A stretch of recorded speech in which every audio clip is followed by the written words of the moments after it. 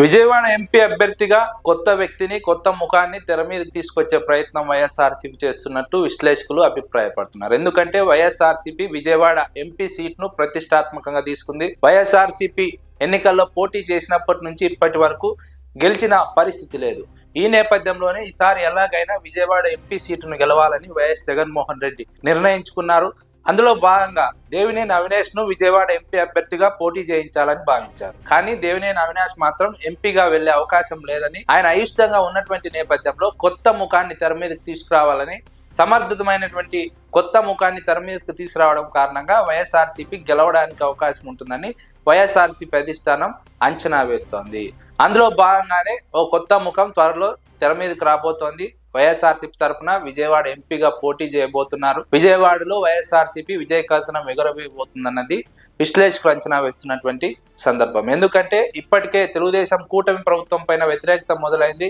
Vijayawada parliament పరిధిలో వైఎస్ఆర్సీపీకి సానుకూల ఫలితాలు వస్తున్నటువంటి క్రమంలో వైఎస్ఆర్సీపీ ఈసారి ఎలాగైనా విజయవాడ ఎంపీని కైవసం చేసుకోవచ్చని ఒక ధీమా అయితే వైఎస్ఆర్సీపీలో కనిపిస్తోంది. ఈ ధీమా నేపథ్యంలోనే తెర మీదకు కొత్త ముఖంని తీసుకురావడం కారణంగా ఫ్రెష్గా ఉంటుంది. ఓటర్లు కూడా ఫ్రెష్నెస్ ఫీల్ అవుతారు. కాబట్టి ఖచ్చితంగా ఆ వ్యక్తికి ఓటు వేసే అవకాశం ఉంటుందని విశ్లేషకులు అభిప్రాయపడుతున్నారు. 2014లో కేశినేని నాని పోటీ చేశారు. 2019 ఎన్నికల్లో కేశినేని నాని పోటీ చేసి గెలిచారు. ఆ తర్వాత 2024 ఎన్నికల్లో కేశినేని చిన్ని పోటీ చేసి తెలుగుదేశం పార్టీ నుంచి గెలిచారు. ఈ ముగ్గురు తెలుగుదేశం పార్టీ నుంచి గెలిచారు. ముగ్గురు కూడా ఒకే సామాజిక వర్గానికి చెందిన వారు.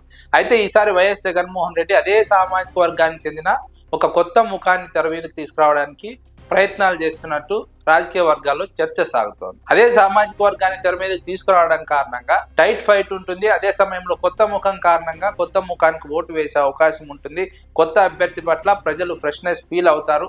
ఎలాంటి మచ్చ లేనటువంటి వ్యక్తిని ఎన్నికల్లో అభ్యర్థిగా పోటీ చేస్తే ఖచ్చితంగా సానుకూల ఫలితాలు వస్తాయని వైఎస్ఆర్సీపీ అధినేత అంచనా వేస్తున్నారు. అందులో భాగంగానే వైఎస్ఆర్సీపీ ఈ రకమైనటువంటి వ్యూహానికి తెరలేపినట్టు విశ్లేషకులు అంచనా వేస్తున్నారు. అయితే వైఎస్ఆర్సీపీ తెర మీదకి తీసుకురాబోయే ఆ కొత్త అభ్యర్థి ఎవరు, ఆయన బ్యాక్గ్రౌండ్ ఏంటి అన్న అంశాలపైన స్పష్టత లేదు. కానీ కొత్త ముఖాన్ని అయితే తెర మీదకి తీసుకురావడానికి వైఎస్ఆర్సీపీ తీవ్ర ప్రయత్నాలు చేస్తున్నట్టు విశ్లేషకులు అభిప్రాయపడుతున్నారు. ఇటీవల కేశినేని చిన్ని వ్యవహారం, తిరువూరు ఎమ్మెల్యే కొలిక్పూడి శ్రీనివాస్ వ్యవహారం ఆ పార్లమెంట్ పరిధిలో తీవ్రంగా తెలుగుదేశం కూటమి ప్రభుత్వానికి ఇబ్బందికరంగా మారింది. తెలుగుదేశం పార్టీ గ్రాఫ్ పడిపోయింది. తెలుగుదేశం పార్టీ పైన ప్రజల్లో అసంతృప్తి చెలరేగింది. ఈ నేపథ్యంలోనే వైఎస్ఆర్సీపీకి ఇది అడ్వాంటేజ్ అవుతుంది. వైఎస్ఆర్సీపీకి పాజిటివ్గా మారుతుంది పార్లమెంట్ పరిధిలో. అందుకే వ్యూహాత్మకంగా వైఎస్ జగన్మోహన్ రెడ్డి ఇప్పుడున్నటువంటి పాత వారిని కాకుండా కొత్త వారిని తీసుకురావడం ద్వారా అక్కడ ప్రజలు అడాప్ట్ చేసుకుంటారు, ఓన్ చేసుకుంటారు, గెలిపిస్తారు అన్నది ప్రధానంగా వైఎస్ జగన్మోహన్ రెడ్డి వ్యూహం. అందుకే పట్టుబట్టి మరి కొత్త అభ్యర్థిని తీసుకురావడానికి జగన్మోహన్ రెడ్డి చాప్ కింద నీరులాగా వ్యూహాత్మకంగా ముందుకు కదులుతున్నారు. విజయవాడ పార్లమెంట్ పరిధిలో కొలిక్పూడి వ్యవహారం మాత్రమే తెర మీదకు వచ్చింది. కానీ తెర మీదకు రాని వ్యవహారాలు చాలా ఉన్నాయి. ఎమ్మెల్యేల మధ్య ఎంపీ మధ్య గ్యాప్ ఉంది. ఎమ్మెల్యేల మధ్య విభేదాలు ఉన్నాయి. ఎమ్మెల్యేల మధ్య కార్యకర్తల మధ్య విభేదాలు ఉన్నాయి. ఎమ్మెల్యేల మధ్య స్థానిక సీనియర్ నాయకుల మధ్య విభేదాలు ఉన్నాయి. స్థానిక ద్వితీయ శ్రేణి నాయకుల మధ్య విభేదాలు ఉన్నాయి. ఈ స్థాయిలో పార్టీలో విభేదాలు ఉన్నటువంటి నేపథ్యంలో అది తెలుగుదేశం పార్టీకి వచ్చే ఎన్నికల్లో నెగిటివ్గా మారుతుంది.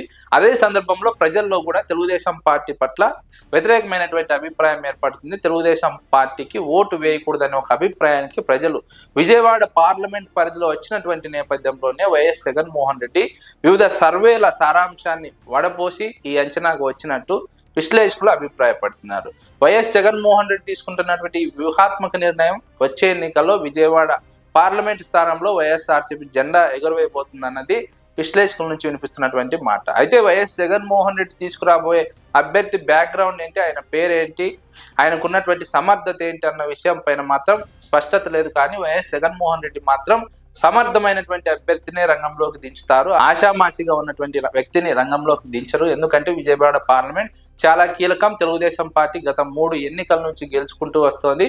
ఈసారి ఎలాగైనా గెలవాలంటే ఖచ్చితంగా అంతకు మించిన సమర్థత కలిగినటువంటి అభ్యర్థి కావాలన్నది వైఎస్ జగన్మోహన్ రెడ్డి వ్యూహం. అందులో భాగంగానే కొత్త వ్యక్తిని, కొత్త అభ్యర్థిని విజయవాడ పార్లమెంట్ పరిధిలోకి తెర మీదకి తీసుకురాబోతున్నట్టు ఒక విశ్లేషణ అయితే రాజకీయ వర్గాల్లో సాగుతోంది.